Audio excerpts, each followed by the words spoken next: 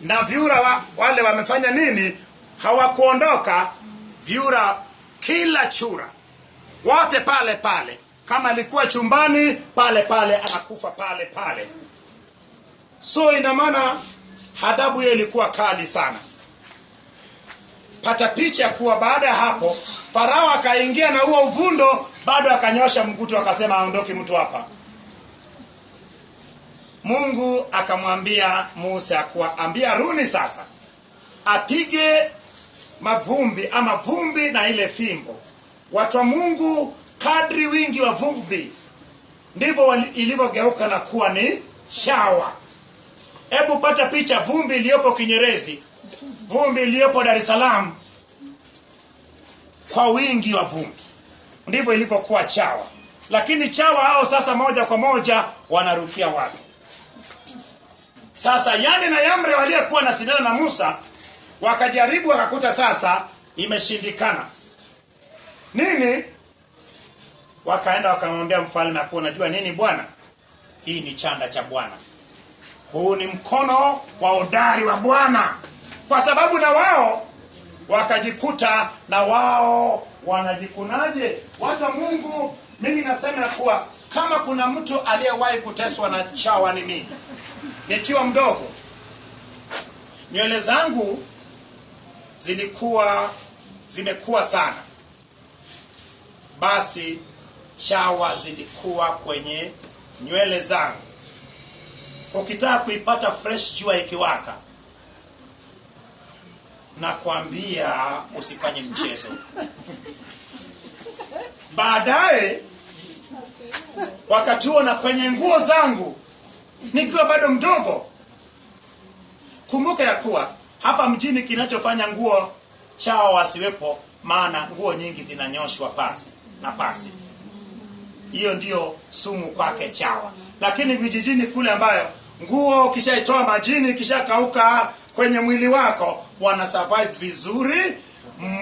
So watu wa Mungu, na uzuri wake, ukiwa umevaa nguo nyeupe, ameshiba damu yako ndiye anatoka kwenye mgongo wako, sasa anapunga upepo sasa.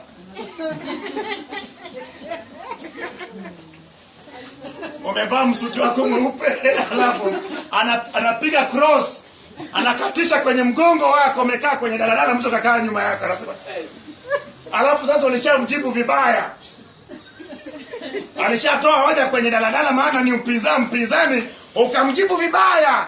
Alafu anaona sasa jinsi ambayo chawa nakatisha kwenye mgongo wako. Nasema hivi watu wa Mungu, mara nyingi watu wengi hawajui, watu wengi hapa wengine hawajaona hata chawa, wengine hawajui hata chawa ni nini. Umezaliwa Dar es Salaam hapa, nguo zako zinafuliwa na omo, sabuni hizi zenye dawa, unakuta hakuna hajawahi kuona chawa, hajang'atwa na chawa.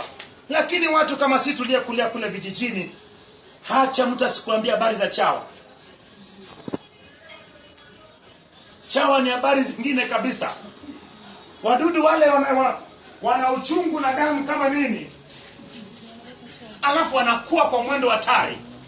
So watu wa Mungu, inapigwa vumbi, alafu mavumbi yote katika nchi ile inakuwa ni chawa. Lakini sasa tuone hili neno ambayo hawa walisema kwa ni mkono wa nani? Chanda cha Bwana. Hebu tuone hebu soma Luka 11 mstari wa 20, tuone tafsiri yake ama kufunuliwa kwake. Maana nilikwambia Agano la Kale ni Agano Jipya imefunuliwa, lakini Agano Jipya ni Agano la Kale imefunuliwa. Hebu tuone neno hilo imefunuliwa hapo ili tuione vizuri.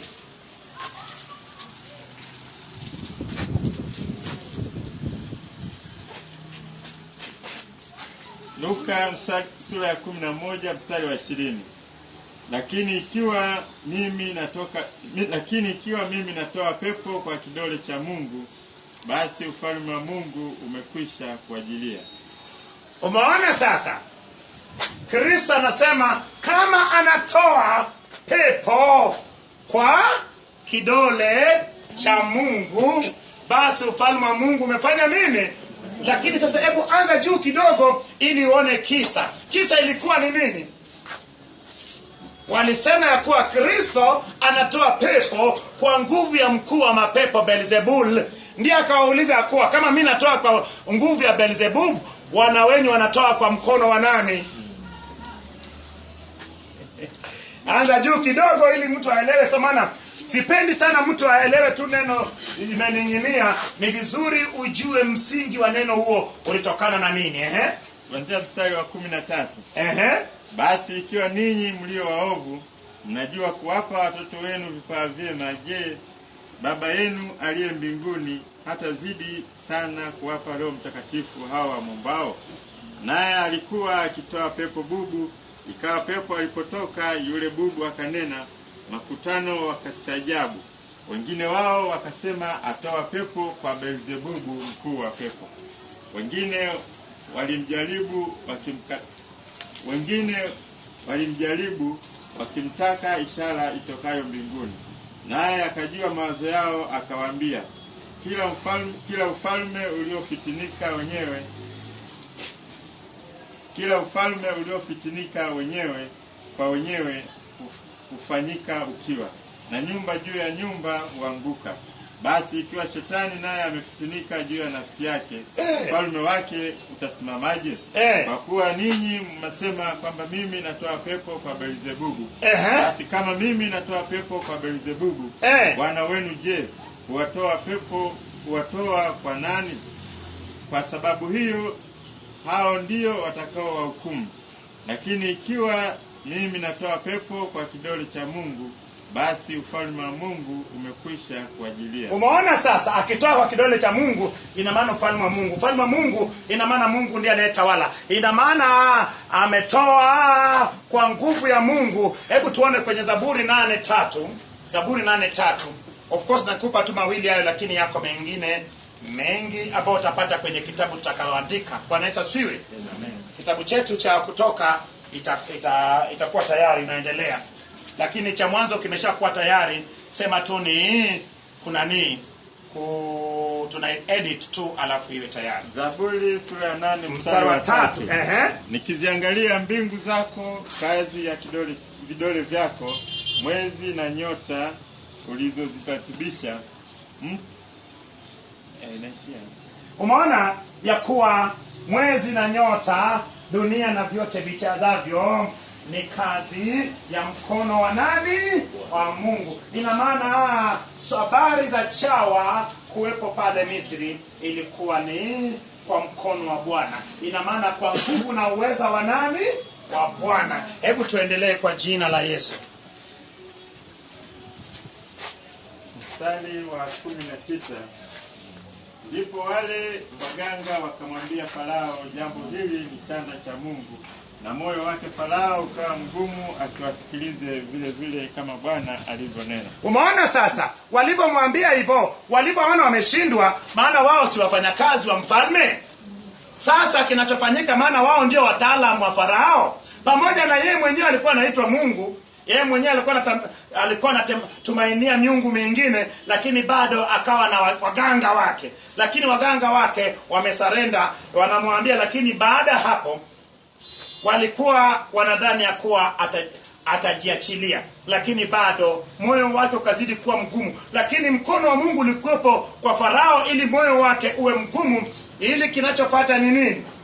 Mungu aje ajitwaulie utukufu. Hebu tuendelee tuone inakuwaje baada ya moyo wake kuwa mgumu. Mungu sasa anabandika na kubandua. Sasa ni bandua, bandika, bandika, bandua. Pigo juu ya pigo mpaka akubali kwa jina la Yesu. Bwana akamwambia Musa, inuka asubuhi na mapema, usimame mbele ya Farao. Angalia atoka aende majini. Kamwambie, Bwana asema, wape watu wangu ruhusa waende zao, ili wanitumikie mimi. Au kwamba huwapi ruhusa watu wangu, tazama nitaleta wingi wa mainzi juu yako wewe, na juu ya watumishi wako, na juu ya watu wako. Nao wataingia ndani ya nyumba zako, na nyumba za Wamisri zitajawa na wingi wa mainzi. Bwana Yesu asifiwe. Nitakuletea kesho kitabu kimoja ucheke, uone mainzi. Hawakuwa mainzi. Wewe mainzi kuna kipindi mainzi wanakuaga wengi, si ndio? Lakini wale walikuwa hatujafikia hata robo. Ilikuwa ni ukitembea ni kana kwamba umeingia kwenye wingu la nini? Mainzi. unafungua mdomo wa macho. Uji unakunywa humo. Yani ilikuwa yani vurugu. Nasema hivyo watu wa Mungu.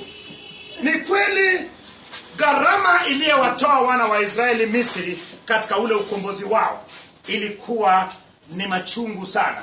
Wacha nikwambie. Nasema hivyo watu wa Mungu. Umeona imeandikwa mainzi, lakini wacha nikwambie. Palikuwa pana mdudu fulani hivi, ni jamii ya kuruka, lakini yeye ukienda mahali ambayo ng'ombe amejisaidia, anapatikana katika eneo hilo, ni mweusi, anaruka. So yule Misri alikuwa ni Mungu. So katika jamii ya kuruka, naye alikuwa akashindwa kusaidia wadudu wenzake. Yeye jamii ya kuruka yani kila sehemu yenye miungu, Mungu alinyosha mkono wake. Nasema hivyo watu wa Mungu. Tumtumainie Mungu wetu, anaweza. Usiwe na miungu mingine watu wa Mungu. Umejua Biblia, unaposoma mambo kama haya ndipo unavyojua unamjua Mungu na kuona Mungu. Tunamuona Mungu kwenye tunaposoma habari zake kwa matukio, tunapoona vitu kama milima, tunapoona vitu kama mawingu, tunapoona mabonde, tunapoona wanadamu. Kazi ya mikono ya Mungu hii inafunua ukuu wa Mungu, inafunua utukufu wa Mungu, inafunua uweza wa Mungu. Eti mwezi na jua pia na nyota, zote ni kazi ya mikono yake. Alinganishwe na nini? Shetani mwenyewe kazi ya mikono yake. Kwani Lucifer aliumbwa na nani? Hata siku moja usijaribu kumlinganisha eti kiumbe na muumbaji. Ndio kosa kubwa ambao wachungaji na watu waliookoka wanafanya. Mimi nasema hivi. Sisi ni watawala, tumepewa mamlaka ya kumtawala shetani. Nasema ya kuwa shetani akikuona, je, anatetemeka ama unatetemeka? Lakini tumefanywa sasa hivi shetani, tukimuona shetani tunatetemeka makanisani. Maana umefundishwa jinsi ambayo jini Samsu ni mkali. Umefundishwa jinsi jini Kigoti inavyogoti watu. Umefundishwa jinsi sijui kikapu, jinsi inavyo, yani watu wa Mungu. Huyu mtu haja kufundisha ukuu wa malaika, jinsi moja likanyaga bahari na nchi. Haja kufundisha kazi ya makerubi. Moja kati ya kazi ya makerubi ni ulinzi. Walilinda pale katika bustani ya Eden upande wa kuelekea mti ule wa uzima. Haja kufundisha ukuu wa Mungu. Yaani nakuta mtu leo mchungaji mchungaji acha kwanza, maana najua kabisa. Niambie mwanangu. Baba. Yaani majini kibao. Nasikia unatembea juu ya bati. Vitu vinavyotembea juu ya bati mimi inanihusu nini? Mimi nalala mtu wa Mungu.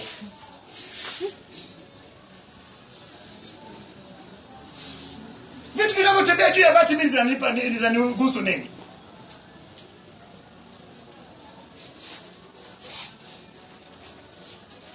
Washirika wanajua majini kuliko hata wale watoto wa majini, watoto wa shetani. Ukiangalia makanisani na kule kwa waganga, unakuta kabisa makanisani watu wanajua mashetani, majini kuliko hata kule nje. Nasema hivyo watu wa Mungu. Mungu ni mkuu. Sema Mungu ni mkuu. Mungu ni mkuu kuliko wote. Hebu tuendelee, nataka nimalize na mtu mmoja. Na nchi nayo ambayo wa juu yake. Nami siku hiyo nitatenga, mstari wa 22. Nami siku hiyo nitatenga nchi ya Gosheni, watu wangu wanayokaa, ili hao mainzi wasiwe huko. Hebu ona sasa, Mungu sasa, kumbuka ya kuwa mapigo hayo mengine yaligusa Misri yote mpaka Goshen.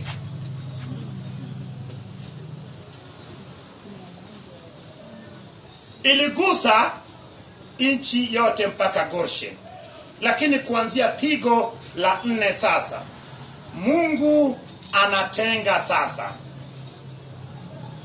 nchi ya Goshen katika nchi iliyobaki ya Misri, ili sasa mapigo yanayofuata sasa yasiwepo wapi? Yasiwepo Goshen, bali katika sehemu nyingine ya Misri. Lakini Mungu, yale mapigo tatu namba ya ukamilifu, ilikuwa na wale pia waonje, maana walikuwa wabishi. Wanamwambia Musa, Mungu hajakutuma wewe wameibuni hapo tu. Na wao walionjeshwa asali kwanza. Matatu yale wakaonja na wao wasikie kwenye mwili wao. Ile habari ya vyura na wao walionja. Habari ya kujikuna na wao waligusa. Sasa kuanzia pigo la 4 Mungu sasa anawatenga sasa. Pigo la 4 mpaka la 10 sasa inakuwa kwa ajili ya Wamisri. Lakini watu wa Mungu anafanyaje? Mungu anawatenga. Hebu twende kwa jina la Yesu. Ili kwamba upate kujua wewe ya kuwa mimi ndimi Bwana kati ya dunia, nami nitatia mpaka kati ya watu wangu na watu wako. Ishara hiyo italetwa kesho. Bwana akafanya wakaja wingi wa mainzi kwa uzito sana. Kwa unasikia? Kwa uzito na maana ukitembea wanakuzuia kutembea, maana ni kama upepo unapuliza kutoka nakoelekea. Yaani unapata uzito ya kujaribu kwenda. Ina maana ilikuwa na uzito. Yaani kila kona ukipita ina maana unapita katikati yao. Bwana Yesu asifiwe. Amen. Lakini sasa hiyo ikawa ni kwa ajili ya Wamisri. Upande wa watu wa Mungu ikawa raha mstarehe. Ndio maana nasema hivi, kuanzia leo mabaya yote ambayo yanapata dunia yote, wewe Mungu akufanye kuwa Goshen, na mabaya haya yasikupate kwa jina la Yesu. Amen. Mabaya yanayopata dunia yote, yawe ni magonjwa yale ambayo yameachiwa katika hali ya hewa, yameachiwa katika mzunguko, yale magonjwa kama flu, magonjwa kama mafua, magonjwa kama yale ya kuambukizana kupitia hewa, wewe Mungu akufanye uwe kama Goshen kwa damu ya Yesu. Amen. Hebu tuendelee. Wakaingia nyumbani mwa Farao na katika nyumba za watumishi wake, tena katika nchi yote ya Misri, nayo nchi iliharibiwa kwa ajili ya wale mainzi.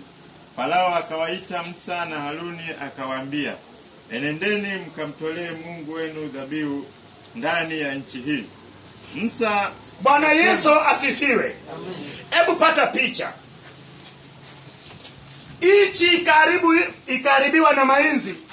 Umejua hata Mungu hujajua kitu kimoja. Kuna watu wengine hawajajua kama inzi wanafanya nini? Wanang'ata.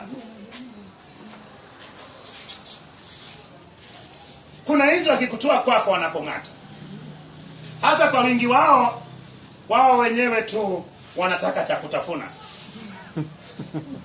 Umeweka mchuzi wako pale, maana wamesha kufia humu ndani, na wewe jinsi ulivyojipenda, ni wangapi ambao walienda pasipokula? Hasa mainzi ndio wamechangamana na wale ambao wanatoka mpaka kwenye show, na wao chui wanapiga masarakasi zao. Nasema hivyo watu wa Mungu. Kuna vitu vingine ukivitafakari kwa undani ndipo utakapovielewa. Lakini unapozisoma tu hivi mainzi. Watu wa Mungu nasema hivi, haikuwa jambo jepesi. Kwa pigo 10 nchi ile iliharibiwa, ilikuwa nyanga. Hapa kwa na mimea. Nchi iliyokuwa inasifiwa kwa kutoa mazao ilikuja ikaharibika kabisa. Na Mungu alifanya hivyo ili wana wa Israeli waichukie nchi ile, waanze kutamani kurudi katika nchi yao ambao kwa wakati huo ilikuwa ni nchi ya kutoa asali na nini? Na maziwa. Musa akasema, haitupasi kufanya hivyo, kwa kuwa tutamchinjia sadaka Bwana Mungu wetu. Na hayo machukizo ya Misri, je, tutachinja sadaka ya hayo machukizo ya Wamisri mbele ya macho yao, wasitupige kwa mawe? La, tutakwenda safari ya siku 3 jangwani, tumchinjie dhabihu Bwana Mungu wetu kama atakavyotuagiza. Farao akasema, mimi nitawapa ruhusa mwende, ili mchinjie dhabihu Bwana Mungu wenu jangwani, lakini hamtakwenda mbali sana. Haya, niombeeni. Musa akasema, tazama, mimi natoka kwako, nami nitamwomba Bwana ili hao mainzi wamtoke Farao na watumishi wake na watu wake kesho. Lakini Farao asitende kwa udanganyifu tena, kwa kutowaacha watu waende kumchinjia Bwana dhabihu. Musa akatoka kwa Farao akamwomba Bwana. Bwana akafanya kama neno la Musa, akawaondoa wale mainzi wabaya kwake Farao na kwa watumishi wake na watu wake, hakusalia hata mmoja. Farao akaufanya moyo wake kuwa mzito mara hiyo nayo, wala hakuwapa ruhusa hao watu waende zao. Bwana Yesu asifiwe. Amen. Farao alipoona habari za mainzi, anamuita Musa, anamwambia nitawapa. Mara hii ya kwanza anasema nitawapa ruhusa muende kumtolea Mungu wenyu dhabihu, lakini muitolee hapa hapa, isiwe mbali sana. Musa anamwambia kuwa lazima iwe mwendo wa siku 3. Kwa nini? Ni kwa sababu wa Misri wangeona wana wa Israeli wakifanya nini? Wakimtolea Mungu wao dhabihu, wangeweza kuwapiga kwa mawe. Kwa sababu gani? Kwa sababu Mungu Hathor alikuwa ni ng'ombe jike. Sasa wewe unatoa Mungu wa mtu pale mbele yako kama sadaka, mtaelewana? Ndio maana Musa akamwambia Farao ya kuwa lazima iwe mwendo wa siku 3. Ina maana wawe mbali, maana kumbuka ya kuwa kila walichokuwa nakitumia kama sadaka yao kwa Mungu kwa Misri ilikuwa ni miungu yao. Bwana Yesu asifiwe. Lakini akakubali Farao, lakini Musa akimpa tahadhari ya kuwa asitende kwa udanganyifu. Na kweli Farao, maana alikuwa anataka mainzi atoke. Musa alivyoomba tu, mainzi alivyoondoka tu tap, Farao akashupaza shingo yake tena, akakaza tena. Lakini watu wa Mungu, hiyo ni mwanzo wa mapigo 4. Na mapigo 4 tayari ameshagusa maeneo yanayotawaliwa na miungu. Na maana miungu nao imeshapigwa. Mungu naye alikuwa anaitwa Hapi, H-A-P-I, H-A-P-I, Hapi, Mungu Hapi. So Mungu huyu Hapi, yeye tayari kumbuka alishapewa kibano. Maji yake yameshakuwa nini? Damu. Samaki wote kao. Mungu Chura aliyekuwa anaitwa Hekt, Mungu mwanamke ambao kilitaka ilikuwa ni Chura, ambaye alikuwa anasaidia wanamama katika swala la uzazi, tayari kashapigwa. Kuna miungu 3, samaki aina 3 alikuwa ni miungu pia, wameshapigwa. Mungu Hathor ambaye alikuwa ni ng'ombe jike, H-A-T-T-H-O-R, Hathor. Pia mkono wa Bwana umeshanyoka kwake, maana mainzi wanatoaje kwake ng'ombe? Bwana Yesu asifiwe. Na yule Mungu ambaye alikuwa ni yule jamii wa mainzi, lakini yeye mweusi, anatoka katika nani ya ng'ombe, kinyesi cha ng'ombe. So watu Mungu nasema hivi, tunajifunza ya kuwa shetani sio mwepesi wa kuruhusu mtu atoke kwake. Akijua kabisa wewe umeshakuwa ni wa Mungu, lazima ichukue muda ili utoke kwake. Lakini nasema hivi, maombi yetu, maisha yetu mazuri, matendo yetu mazuri, na kazi tunayofanya kujenga ufalme wa Mungu, hayo yote ni mapigo kwake. Maisha matakatifu ni mpigo kwake. Majibu ya upole ni pigo kwake. Kila kitendo unachokitenda kilicho kizuri, kinachotukuza ufalme wa Mungu, kwa shetani inakuwa ni pigo. Bila shaka tutakwenda kesho kwenye pigo la 5 tukielekea mpaka pigo la 6, 7, na tukiendelea na mapigo, hatimaye tukienda kwenye pigo la mwisho.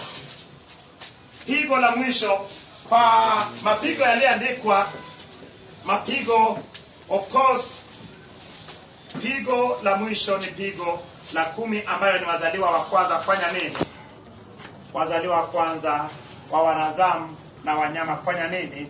Kufa. Lakini ile bahari ya Shamu kugawanyika, ile tunaiita ni miujiza, ni sawasawa na ile fimbo ya Musa kuwa ni nyoka na pia mkono kuwekwa ndani. Hiyo ilikuwa pia ni miujiza, lakini katika mapigo yataishia 10. Bwana Yesu asifiwe. Bila shaka, nani mwenye swali kabla sijaomba? Before I call upon the name of the Lord, if there is anybody with any inquiry or any question, then you are welcome.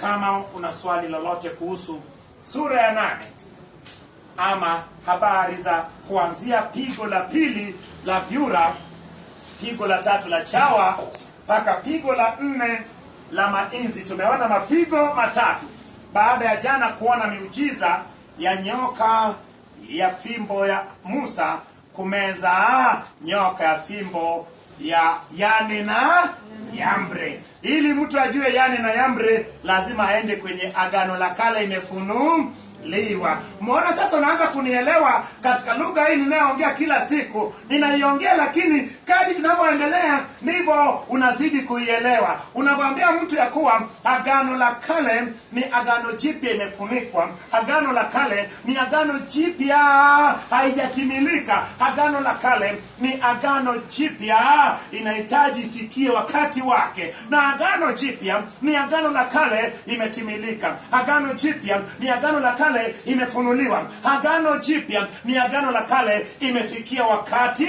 wake. Lakini unaona sasa, kila kipengele lazima tuende tuone imefunuliwaje kwenye Agano Jipya. Ndio maana hata hilo jambo la wale waganga wa kienyeji ama Yane na Yambre wakisema ya kuwa hii ni chanda cha Bwana, tumekwenda kuitazama kwenye Agano Jipya, lakini tumeitazama pia kwenye Agano la Kale sehemu nyingine. Tumeiona Luka 11:20 na Zaburi 8:3. Lakini bado yapo maeneo mengi ambayo utapata kwenye kitabu chetu akachoandika. Bwana Yesu asifiwe.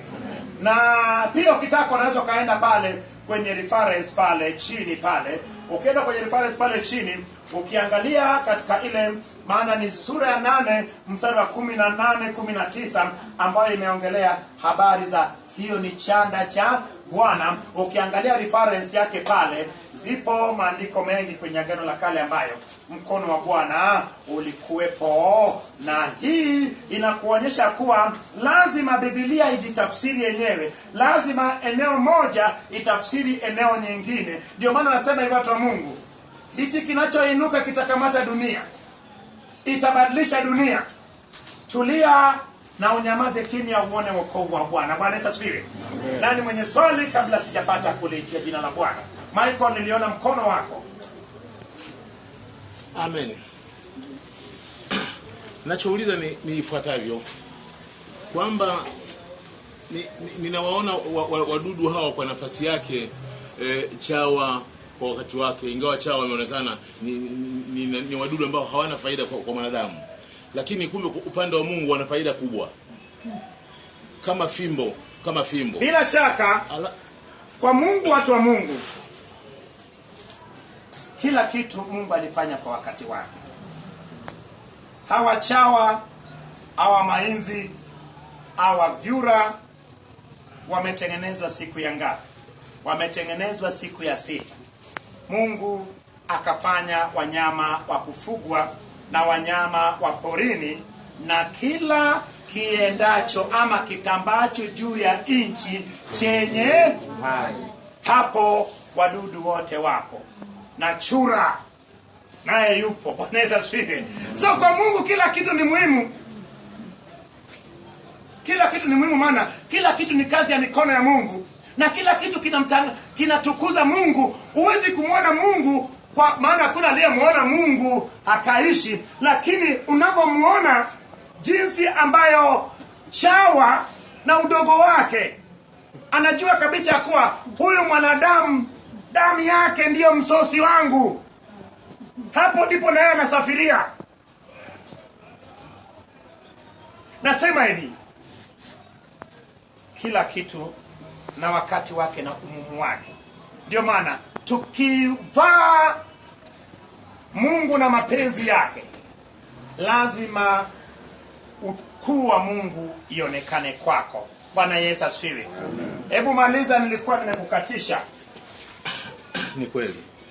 Sasa kweli hawa chawa na wadudu kama wafuatao wa hao waliotajwa, mfano panzi, panya, kurungu, nyoka, buibui, viroboto na wengine wengi. Kibinadamu toka watu kwa kawaida tunazaliwa, tuliona kama wakati mwingine Mungu ni kama anakosa kazi. Na hawa wadudu fulani hawa ni wa nini? Leo hii nimefika mahali kuona kwamba kama sijui kazi ya mdudu huyu, kumbe Mungu anakuwa na kazi na wadudu husika kwa namna nyingine. Kwa hiyo nimefika mahali leo hii nilipokuwa nafundisha kwamba natakiwa nitubu, kwa sababu niliwahi kusema vibaya juu ya Mungu, juu ya wadudu fulani. Hawa ni wa nini? Hawa wa nini kero hawa wa nini? Kumbe kila mdudu ana kazi ya Mungu kwa wakati wake na saa yake na kwa majira yake. Watu wa Mungu, mimi nilijifunza mambo mengi sana kabla sijaokoka. Kule vijijini kuna wadudu aina fulani ambao wanakuaga wengi. Rangi yao inakuja kama nyekundu fulani hivi. Wanang'ata, aking'ata anabakia hapo. So wale sio kupe. Siafu wanakuja, wanatanda kwanza kwenye dari, wanashuka, alafu nakuta kama ni kitanda wameshajaa kwenye kitanda. Kule kwetu wanasema ya kuwa balaa mabaya yanayotendwa yanaleta hayo hata katika familia, na hao wanaua kabisa. So kinachofanyika, nasema watu wa Mungu ya kuwa hao wakina siafu na wadudu wengine wote ni utukufu wa Mungu, ni ukuu wa Baba yetu, ni ustadi na ufundi. Ndio maana Mungu ni fundi wa kulikomba. Niongezea una wakati kulikuwa na delegation tukaenda Kindii, ukakuta vile virago wanavyodalia. Sasa ukiangalia utaona kama ni hariri na memete, yani vinameremeta, lakini sio nyuzi, ni chawa wale wanatembea ndio wanaomeremeta kwenye vile virago. Utaangalia please, unaona hii ni against human rights. Mbona si vizuri? Hapana, hii ni sehemu moja ya adhabu. Hatuwezi kuua. Sehemu moja ya adhabu, umesikia? Hata wana wa mataifa wanajua jambo hilo. Yaani kile kirago anachodalia, yaani kinameremeta kama hariri, sio kwamba ni nyuzi, hapana. Ni chawa wanaopita walivyokuwa wengi. Kwa hiyo usiku halali. La, hiyo pigo hiyo.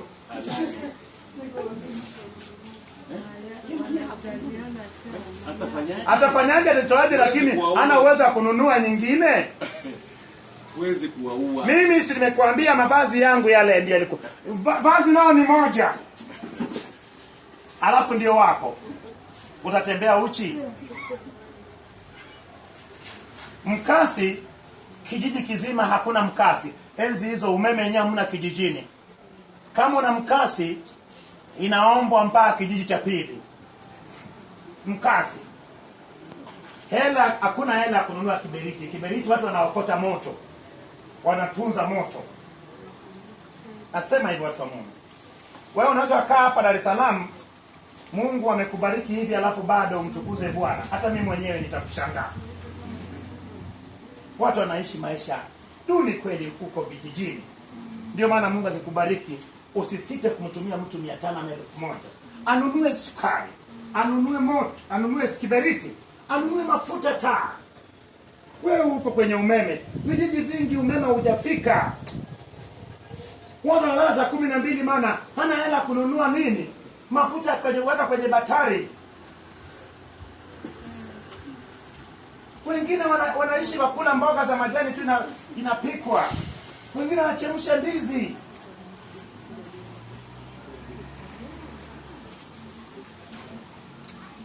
Watu wa Mungu kama wezi kusaidia watu walioko vijijini. Mimi nimekulia kijijini kule. Kuna kipindi cha njaa, mtu akiona tu ndizi. Ndizi yani hata ndizi haijakomaa. Yani mbona mapema? Nasema hivyo watu wa Mungu. Tuwe na moyo wa upendo kwa ndugu zetu walioko kule vijijini. Tupate kuwasaidia, tuwainue. Bwana Yesu asifiwe. Nani mwingine mwenye swali kabla sijaomba? Nataka niombe, nikuruhusu uende nyumbani. Ni muda. Mimi nazidi kuona utukufu wa Mungu. Bila shaka sasa mwaka jana tulipitia hata mapigo yalikuwa na kupiga chenga. Mimi mbona zimenikaa? Zimenikaa kweli. Na wina zimememea juzi alitamkia hapa. Mimi niko vizuri. Juzi nilimuuliza swali Jumapili siku ile akatamka hapa. Uko vizuri. Ndivyo tulee watoto wetu. Usiwe mchungaji kanisani, nyumbani kwako sio mchungaji. Usiwe mlokole hapa tu alafu kule kazini kwako na nyumbani wewe ni wa mataifa. Simama kwenye nyumba yako, mwambie mtoto akasoma Biblia alafu muulize, andika ulichokisoma uletee. Anzia Yerusalemu yako ni pale chini ya dari yako. Yerusalemu yako ni pale unapokaa. Usiwe mchungaji mkali tu kanisani lakini nyumbani kwako mtoto hajui atafungua Biblia. Tulee watoto wetu kwa njia inayofanya nini? Iwapasavyo ili watakapokuwa wasije wakaiacha. Mara nyingi watu waliokoka watoto wao huwa wakaa vizuri kwa sababu gani? Yeye na Mungu na yeye, lakini ni huko kanisani. Huko nyumbani mkali anapiga karate na taekwondo mtindo mmoja. Yaani mama toa kidogo tu usinifanyie mchezo.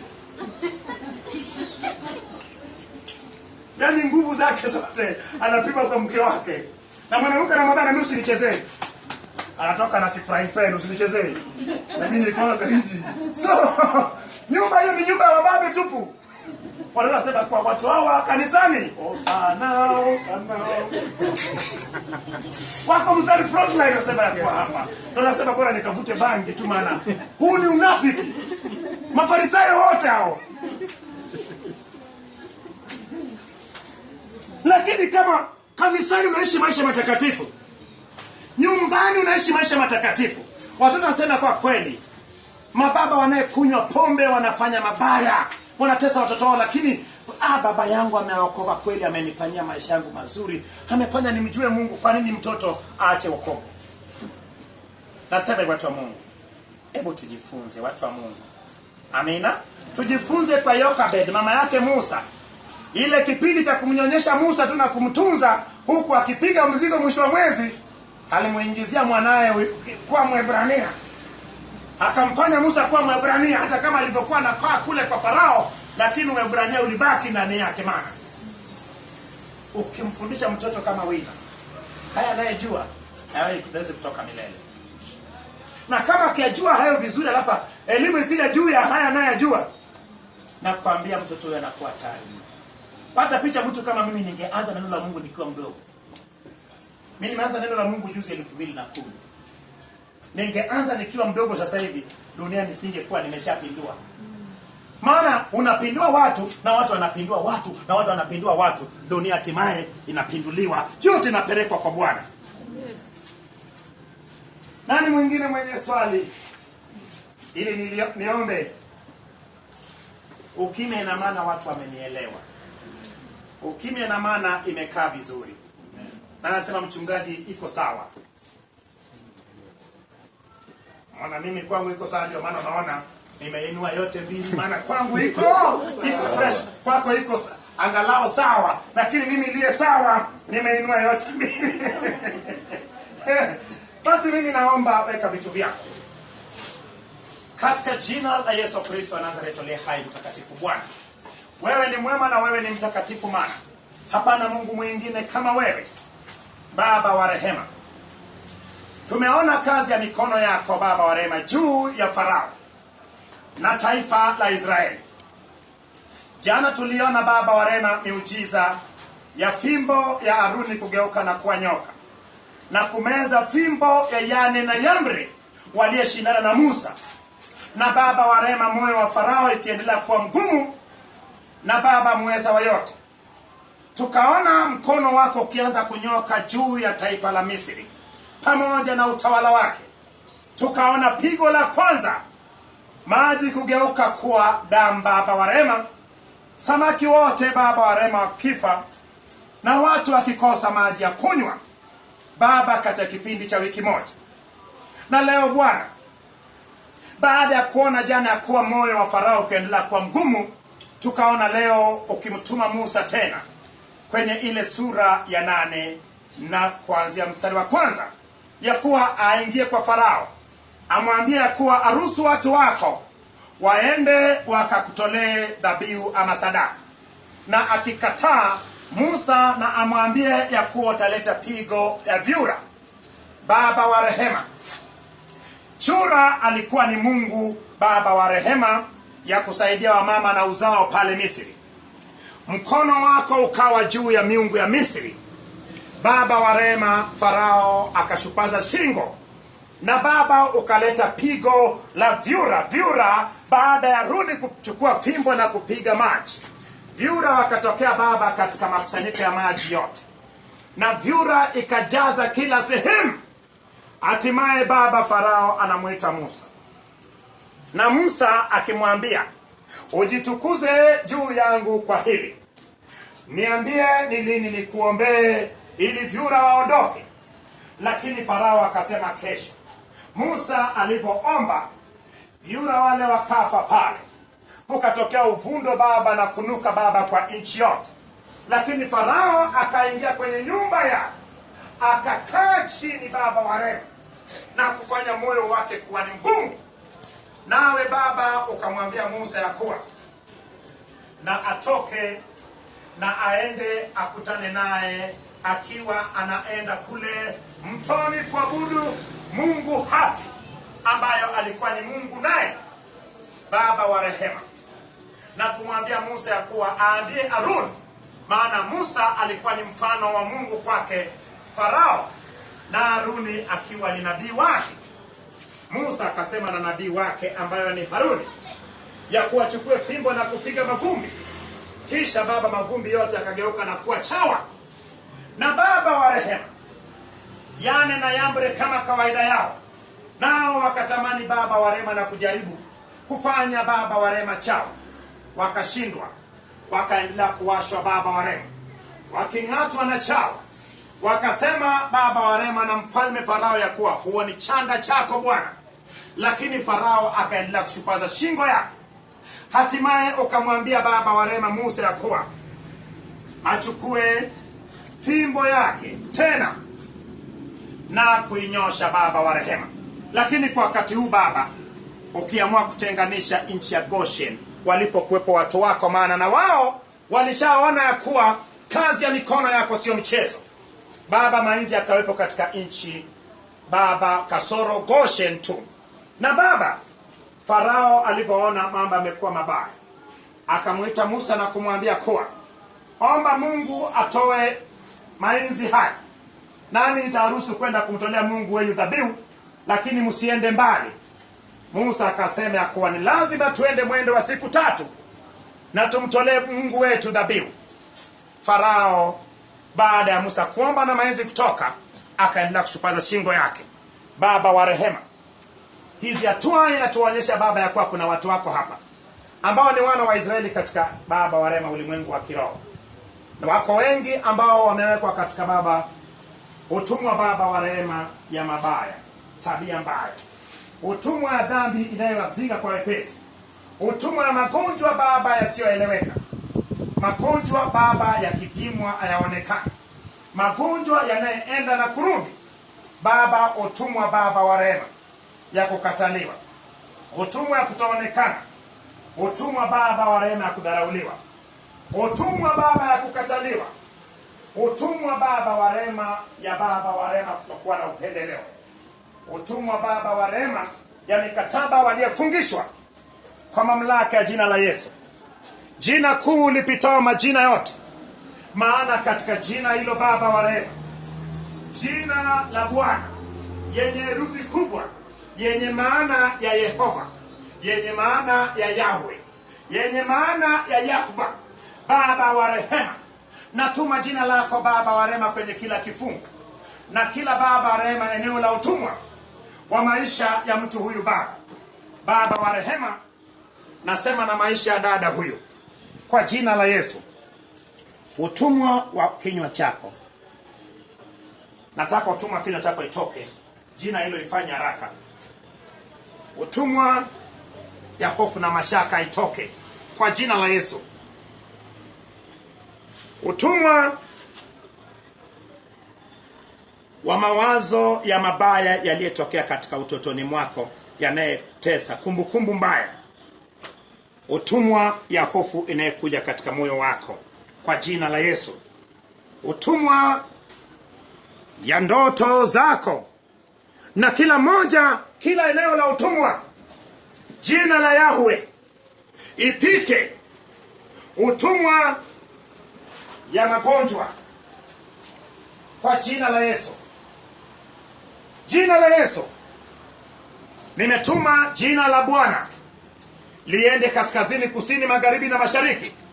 Liende katika anga, liende hadi kijijini kwenu, liende katika mikoa yote, liende katika wilaya zote, kata zote, tarafa zote, liende hadi vijiji vyote kwa mamlaka ya jina la Yahweh.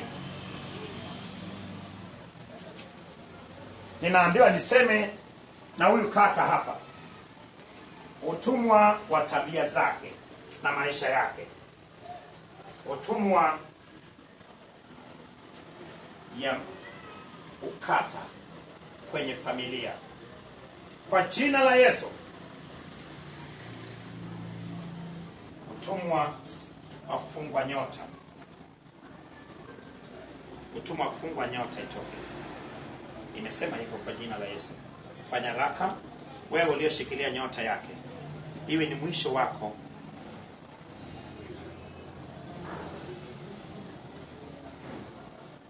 Nilipoisema nimeisema kutoka mbinguni. Utumwa ya mizimu kwenye ukoo wa baba, utumwa ya kuzaa makosa, utumwa ya kuanza na kutokufikia mwisho, nataka itoke. Na kuanzia leo kile unachokianza kifikie mwisho. Utumwa ya maagano uliyofungishwa kwenye ukoo wa baba, utumwa ya maagano kutoka kwenye ukoo wa baba na ukoo wa mama, utumwa ya kutoka kwenye ukoo wa mama na utumwa kutoka kwenye ukoo wa baba, utumwa kutoka kwenye ukoo wa mume, utumwa kutoka kwenye ukoo wa baba, utumwa kutoka kwenye ukoo wa baba na mama, na utumwa kutoka kwenye ukoo wa mume kwa jina la Yesu. Ninaagiza sasa kwa jina la Yesu. Kwa jina la Yesu. Baba, ninaagiza kila mmoja aanze kutoka kwenye utumwa. Popote pale uliposhikiliwa, ama ni mikono yako, ama ni moyo wako. Kuna watu ambayo kila wakati moyo unaenda mbio, hakuna jambo baya, lakini unaishi kwa hofu tu. Utumwa ya kufungwa familia yako na nyumba yako kwa jina la Yesu. Kwa jina la Yesu.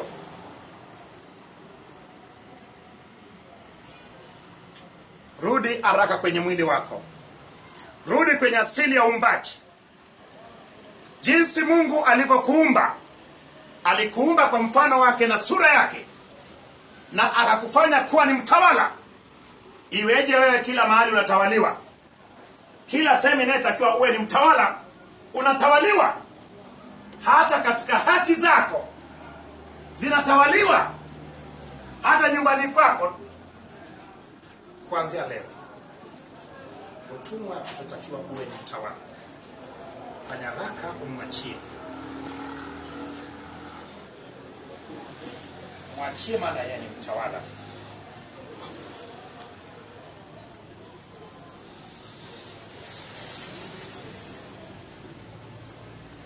Angekuwa hajaokoka, alitakiwa afanye kazi ya madhabahu. Lakini sasa maana ameokoka, Mungu alimfanya atoke katika ukoo wa baba yake, aungane na ukoo wa Mungu Baba, ambaye mzaliwa wake wa kwanza ni Kristo, naye akifanyika kuwa ni mzaliwa wa kwanza pamoja na Kristo, na jinsi Mungu alivyosema na Musa kuwa ambia Farao aachie Israeli maana ni mzaliwa wangu wa kwanza, waende wakanitumikie. Bila shaka na wewe uachiwe uende ukamtumikia Mungu. Ukaende ukamtumikie Mungu. Wewe ni mtawala. Kwa jina la Yesu. Kwa jina la Yesu. Kila mtu atoke katika utumwa wake kwa damu ya Yesu. Rudi kwenye asili yako. Rudi kwenye afya yako. Rudi kwenye kibali chako. Rudi kwenye eneo lako la utawala. Rudi kwenye eneo lako la karama. Rudi kwenye eneo lako la uzima. Rudi kwenye eneo lako. Nikisema ina maana Mungu amesema. Maana mimi ni kinywa cha Bwana. Mapigo yote sasa, na ruhusu mapigo matatu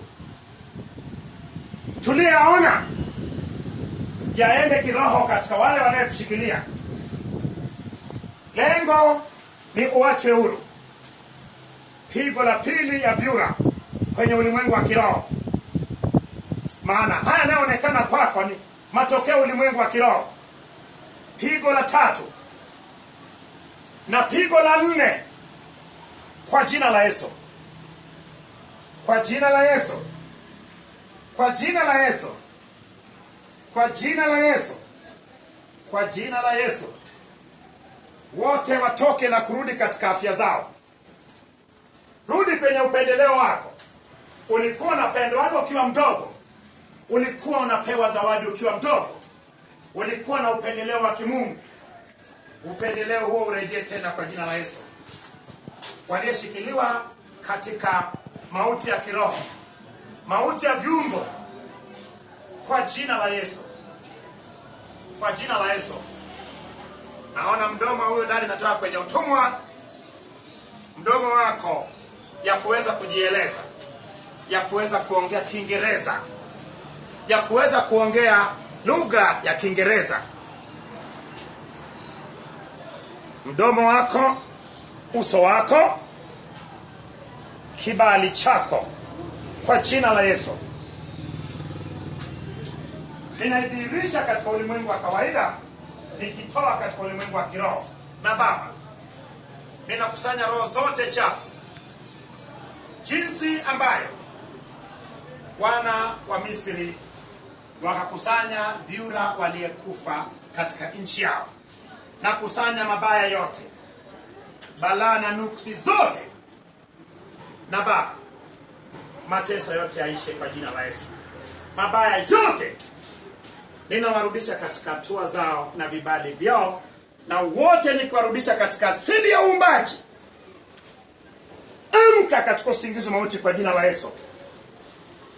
Kila mmoja na amke katika usingizi mauti, nami nawatoa katika ulimwengu wa kiroho na warudisha katika ulimwengu wa kawaida. Na katika jina la Yesu Kristo maomba, na wote tuseme amen. Amen. Pigia Bwana makofi makubwa.